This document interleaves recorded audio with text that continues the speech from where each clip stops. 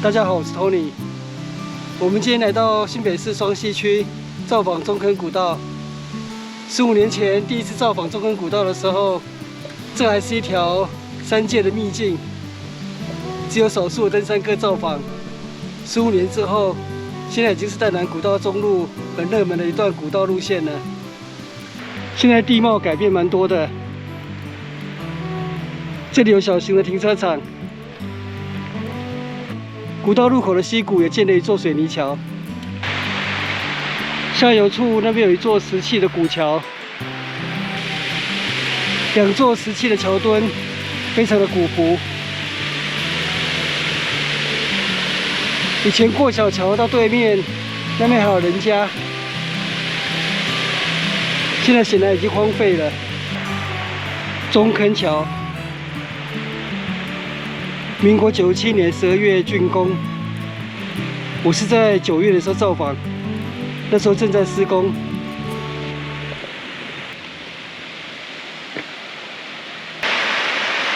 过桥后就进入中坑古道。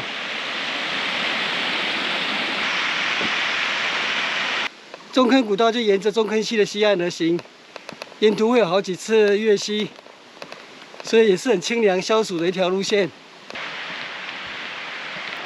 这里有岔路，右岔路往中坑2号民宅。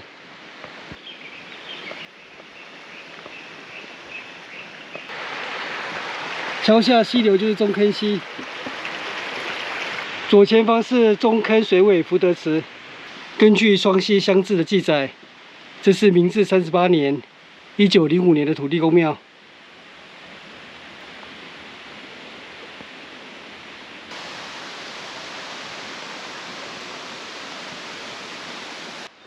这里有一栋红砖建筑，不知是何用途。工具吗？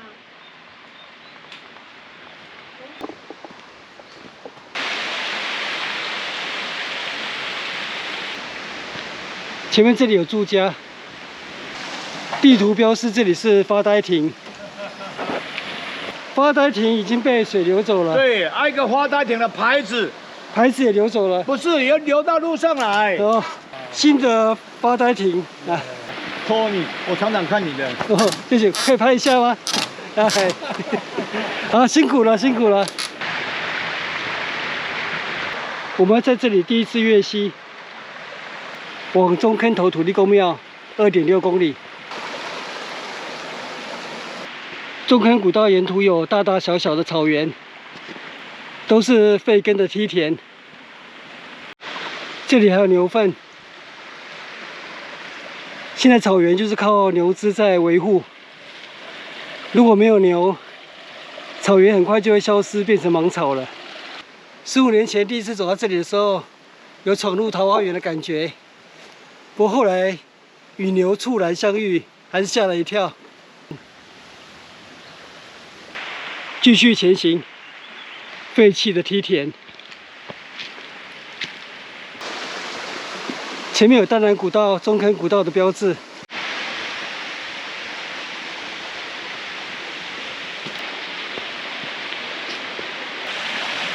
前面又要第2次越溪了。越溪之后抵达青蛙石。3、2、1。 古道走到目前为止都没有什么太陡峭的上坡路，真正的上坡路应该是最后一段。这里有左岔路，往中坑东山，艰困路线。我们继续走轻松好走的中坑古道。古道旁这里有驳坎，上面是梯田。 这里新建了一座石砌的小拱桥，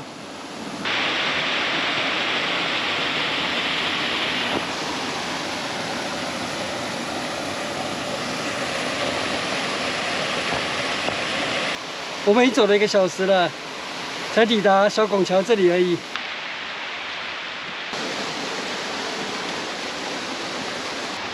这一块梯田这里有一块大石，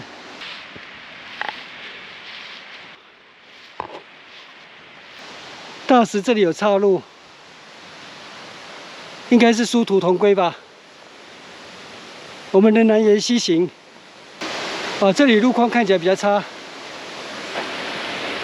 我们往回走，改走这一条，路口比较多灯3条，又经过一块小草原，前面这里到第4次越溪了。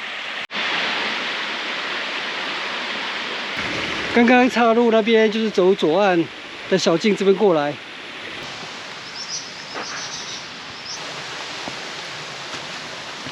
这里有左岔路，往大夯瀑布约30分钟，陡坡小心。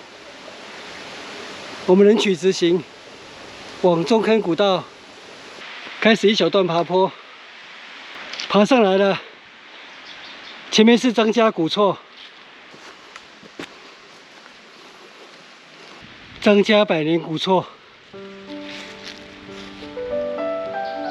只剩下残墙跟石柱门框。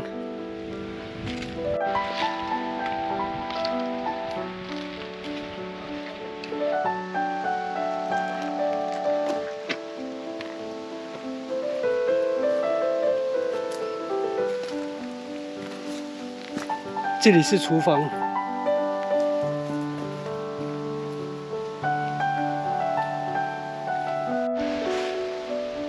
门前的层层梯田已成为青青草原。一般游客如果想造访中坑古道，我建议就走到张家百年古厝，然后在这边折返，沿途可以找一处溪谷休息戏水，然后下山。古道的后段开始爬向中坑同安部，会越来越陡峭。离开古厝，继续前行。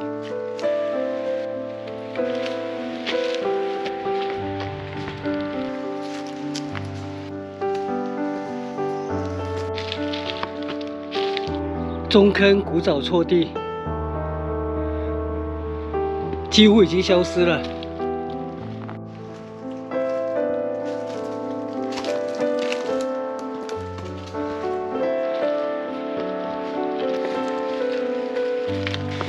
前面有右岔路，是内盘山古道，往内盘山。我们能取直行，上面又有一片草原。前面应该还有一栋古厝，在前面。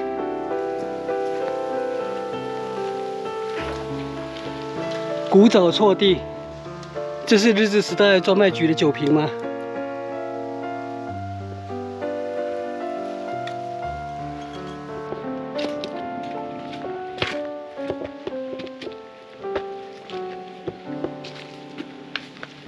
这厨房。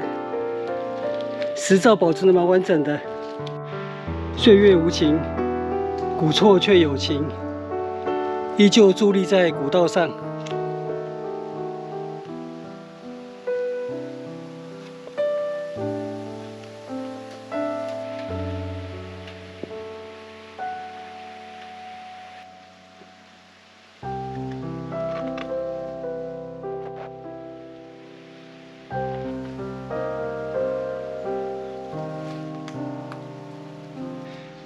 很多人都觉得台湾地狭人稠，但是如果你常走古道的话，你就会知道，台湾其实是地广人稀，山区里面很多空屋。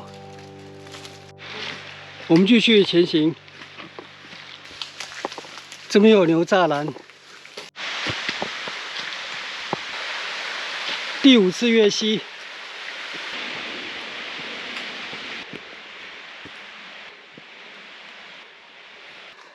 我有疲累的感觉了。哇，前面真是巾帼不让须眉。你现在可以明白为什么我刚刚建议一般游客只要走到张家百年古厝就好了。后面这段古道真的是比较陡。这段石阶路爬上去，应该就会抵达马路了，接产业道路了。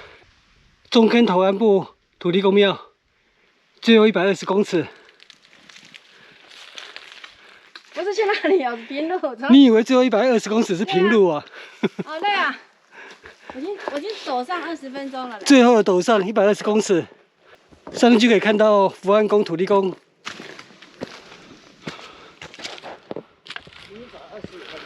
我望见竹林了，爬上来了。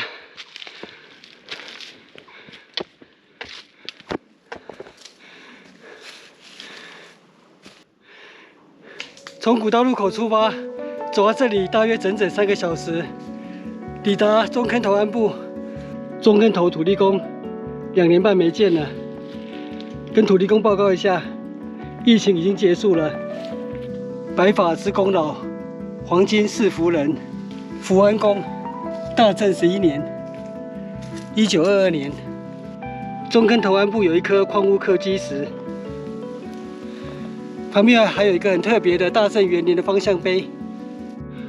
大正元年8月5日建之。这个方向碑是有点错误，这边写西往石定，那它的对面应该是东，可是那边却写北往顶双溪。另外这边是写南扩赖行，所以北应该是在这个方向。对照指北针就可以看得出来，西跟南的方向是对的，北的方向是指错了。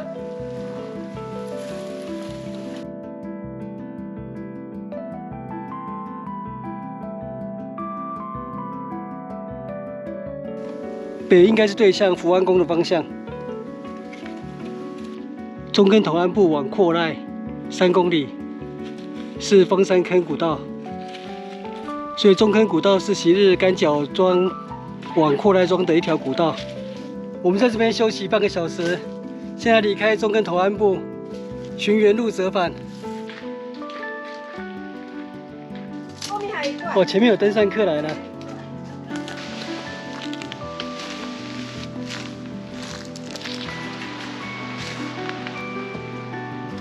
我们回到张家百年古厝，回程比较快，走了45分钟，抵达张家古厝。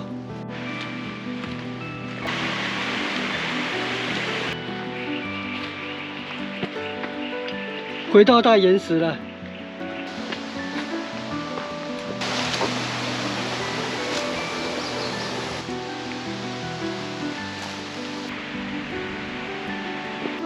回到青蛙石了。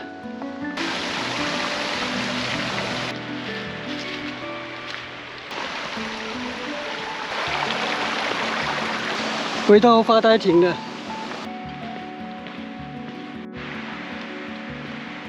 回到中坑水尾福德祠了。